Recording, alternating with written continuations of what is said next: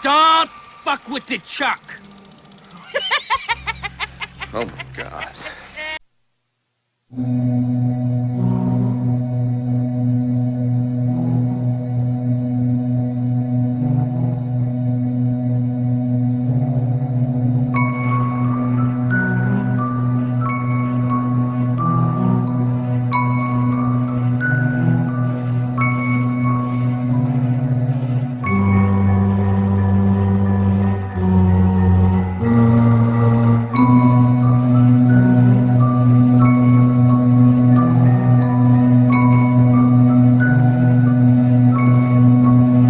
Hey everyone, how's it going? And welcome back to another episode of Saturday Night Horror.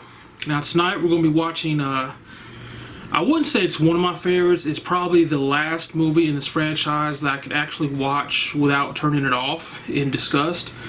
Tonight we're going to be watching Child's Play 3. Now to me, Child's Play 3 was the last movie in the franchise that was decent.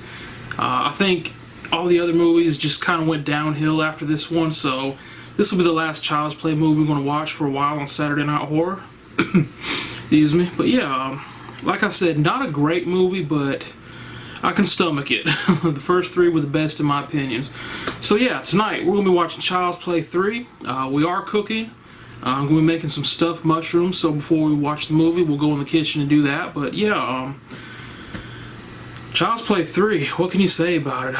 It takes place 8 years after the events of Child's Play 2. Little Andy Barkley's all grown up now. He's 16 years old. He's been shipped off to a military academy because he just can't function in all these foster homes he's been sent to. Apparently his mother is still in a mental facility, so he just kind of went from foster home to foster home. Hasn't really worked out for him because of his past trauma dealing with Chucky, so he's been shipped off to this military academy. Chucky is back, obviously, and we'll get into that in the second half of the video. So yeah, looking forward to it. It's, like I said, not a great movie, but it's decent. So we'll be watching that, Child's Play 3. Before we watch the movie, we gotta get something to eat, so we're gonna go in the kitchen and we're gonna make some stuffed mushrooms. So I'll see you out there. Alright everyone, here's our ingredients for our stuffed mushrooms. Not a whole lot, so it's gonna be pretty simple. Of course we have whole mushrooms here, and we're gonna have to do some things with these first. So we got 3 boxes of them, not a whole lot of mushrooms in each box. We've got a green pepper and a red pepper. And we've got stovetop stuffing mix. So this is it. Like I said, not a whole lot. So, first thing we're going to do is make the stuffing, and I've got the water and the butter in this pot here. I'm just going to wait for it to come to a boil and put the stuffing mix in. And while we're doing that, we're going to preheat the oven to 350 degrees because we're going to have to cook these mushrooms. But yeah, we're just waiting for this water to start boiling. And while we're doing that, I'm going to go ahead and take the stems out of these mushrooms. Okay, so the stuffing is done. I couldn't record making the stuffing because once it starts boiling, you got to get that stuff in there and mix it up quick.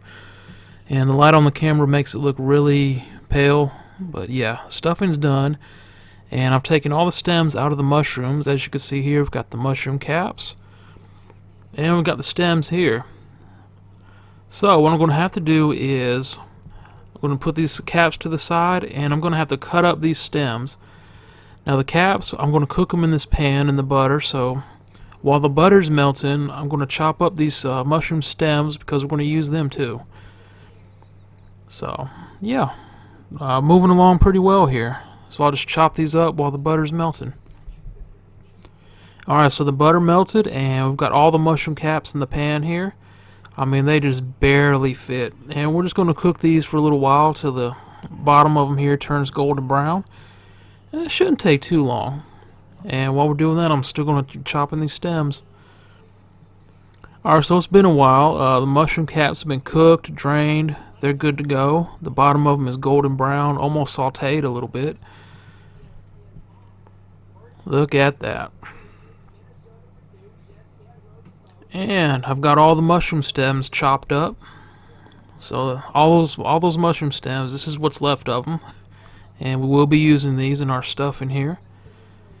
Now since I've got those chopped up, next thing to do is I'm going to chop up half of each of these peppers. I'm not going to use the whole pepper, just half a green pepper, half a red pepper, and we'll chop them up. Alright, so we got them chopped up, got them here on the plate with the mushroom stems. And so what we're going to have to do is we're going to dump these into the pot with the stuffing, and we're going to mix that all together. But first, we're going to cook them. Now, if I was smart, I would have chopped them up first, cooked them, then cooked the stems, but hey, it'll work. Alright, so the butter's melted. This is the mushroom stems, the green peppers, and the red peppers, and we're going to cook this for about 5 minutes. It won't take too long at all.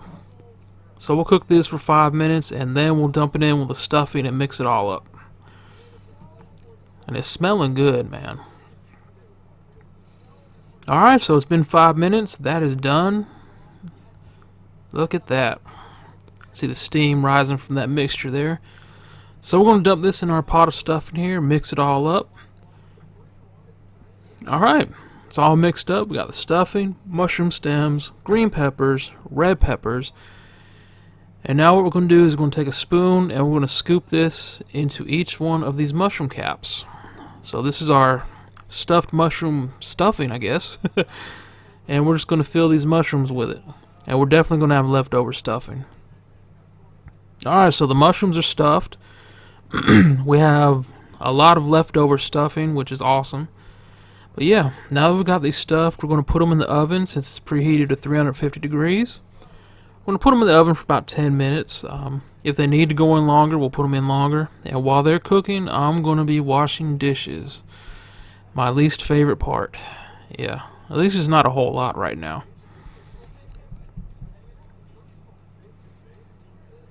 Alright, here's the finished product. They were in the oven 350 degrees for 10 minutes. Everything looks good. They smell good. Definitely looking forward to eating these. And now since we have our food, we got to get something to drink. So let's go in the fridge. Let's see what we've got. Oh yeah, I already see it. Never, never fun, there's always Coca-Cola, yeah. Coca-Cola, always Coca-Cola.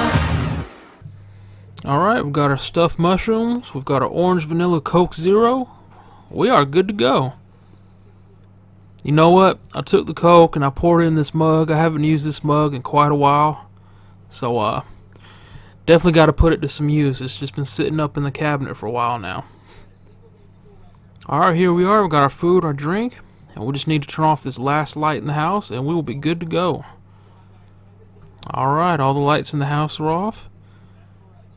Time to eat some food, drink our Coke, and watch a cool movie. So yeah, this should be a fun night, man. Overall, it's been great.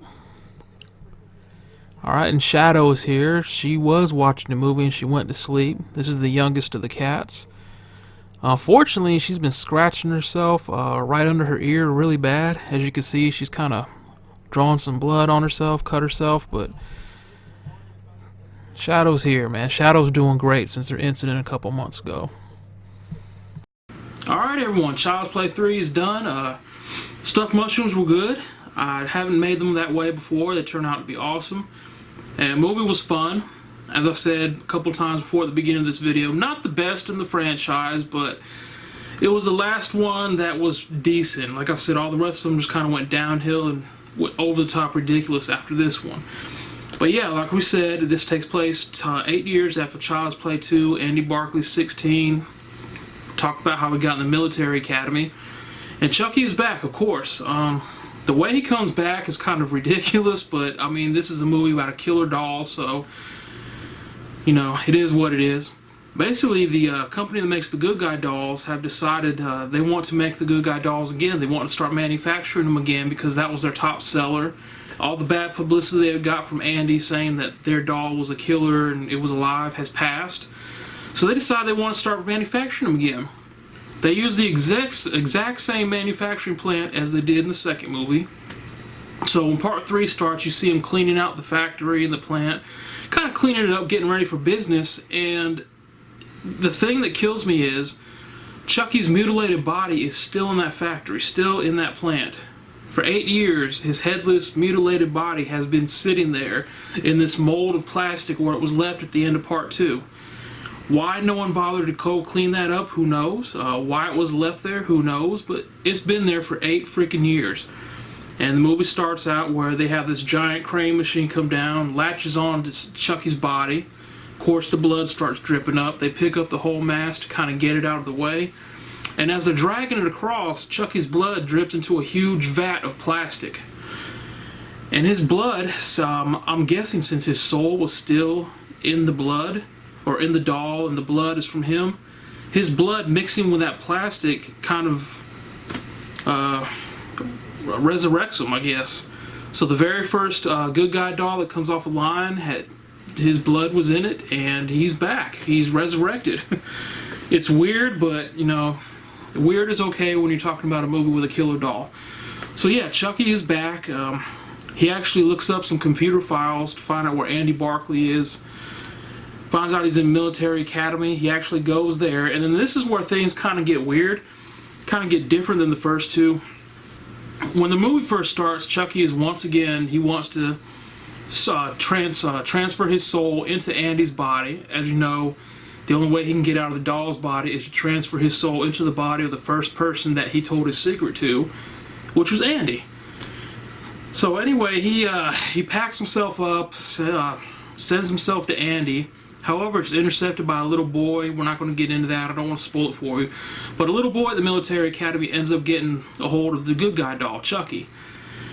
And this is where Chucky realizes that since he has a new body, he lets this boy know who he really is. And since he has a new body, that kind of resets Andy being the first one he told a secret to. Now it's this little boy. I guess being resurrected gives you a clean slate. Which, if that's the case, then in part 2, he really didn't have to go after Andy at all. But I digress. So yeah, Chucky is trying to transfer his soul into this little boy now. Eventually, Andy finds out Chucky is back. Chucky confronts him, and of course, as in the first two, nobody believes Andy. They think he's batshit crazy. Excuse my language. And by the time they find out that he's not, once again, it's too late. Mass carnage has happened. So yeah.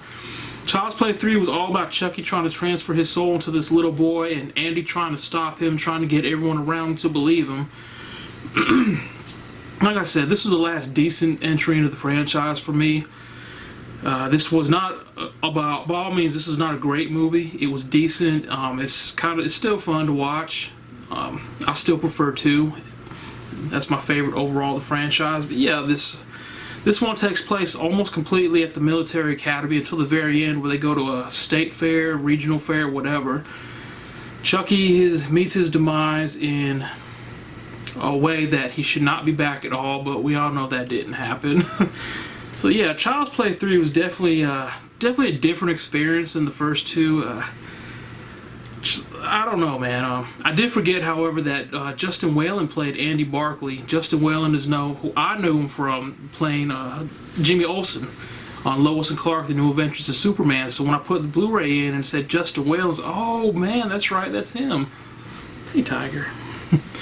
But yeah, overall, man, it's definitely worth a look. If you've watched the first two, go ahead and watch part 3. The first 3 are the only ones I really count as part of the franchise. Seed of Chucky, Bride of Chucky, Cult of Chucky were horrible. Curse of Chucky was just kind of weird. They actually took the idea from Curse of Chucky from the original idea they wanted to put in part 3. Now, Child's Play 3, they wanted to explore the idea of multiple Chuckies, as in Chucky could kind of put a piece of his soul in different dolls, different objects. They didn't really do that in part 3. They did it in Cult of Chucky, so it would have been a totally different movie then, but yeah, overall, just definitely check it out. I'm rambling on and on, so we're going to end it short. That's going to do it for our Child's Play franchise for quite a while here on Saturday Night Horror. Next weekend will be the first weekend in October. Usually I do Halloween movies every weekend in October, but I've done that for the last 2 years. So we're going to do something different, man. We're going to have our musical piece at the end of this video, and we're going to reveal next week's movie. I will give you a spoiler. It is from Friday the 13th. I think we're going to do a Friday the 13th movie every weekend in October, because that's my favorite franchise. There are some of them I have not done yet, so we're going to do those. And that's going to do it, y'all. I appreciate y'all watching. I hope you enjoyed it. I definitely enjoyed bringing it to you.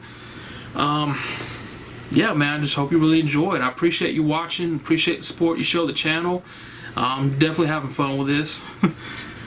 Yeah, that's gonna do it, everyone. So let's do our musical piece. Let's see what next week's movie is. And I hope y'all had a good weekend. Hope y'all have a good week. Take care.